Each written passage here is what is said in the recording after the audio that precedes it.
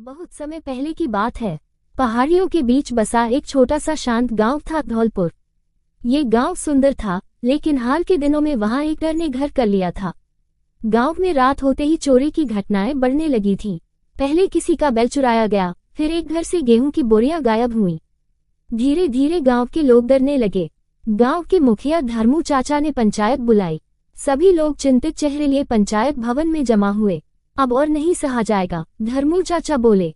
हमें कुछ करना होगा, रघु किसान ने कहा। रात को पहरा देना शुरू करना चाहिए।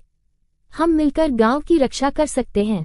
अगले दिन से गांव वालों ने योजना बनाई कि हर रात 4-4 लोगों की टोलियां बनेंगी, जो गांव में बारी बारी से पहरा देंगी। शंभू लोहार, गणेश दादा, लाली काका और मोहन लड़का पहली रात की पहरेदारी पर निकले। सबके हाथों में लाठी थी और आंखों में हौसला। तीसरी रात को पहरा देने के दौरान लाली काका को झाड़ियों में कुछ हलचल सुनाई दी। उन्होंने धीरे से बाकी साथियों को बुलाया और सबने मिलकर देखा, वहां कोई परछाई भागती दिखी। वे लोग पीछा करने लगे, लेकिन अंधेरे में वह छिप गया। यह कोई एक चोर नहीं है, शंभू बोला, शायद कोई पूरा गिरोह है। अब गांव वालों ने योजना बनाई कि वे चोरों को पकड़ने के लिए फंदा लगाएंगे। वे खेतों में कुछ बोरियां जानबूझकर रख आए और आसपास झाड़ियों में छिपकर बैठ गए। आधी रात को 2 परछाइयां आईं और बोरियों को उठाने लगी। तभी गांव वाले जोर से चिल्लाए, पकड़ो पकड़ो। चोर भागने लगे, लेकिन मोहन ने एक को पकड़ लिया। वो एक दुबला पतला लड़का निकला। जब उसे पंचायत में लाया गया तो वह लड़का रोने लगा। नाम था राजू। मुझे माफ कर दो, राजू बोला, मैं मजबूरी में चोरी करता हूँ।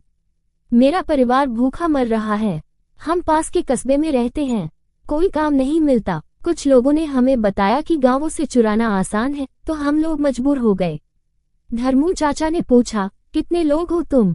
हम 6 लोग हैं, राजू बोला। गांव वाले 2 हिस्सों में बंट गए। कुछ लोग बोले कि इन्हें पुलिस को सौंप देना चाहिए, जबकि कुछ ने कहा कि इनका हाल सुनकर दिल पसीज गया।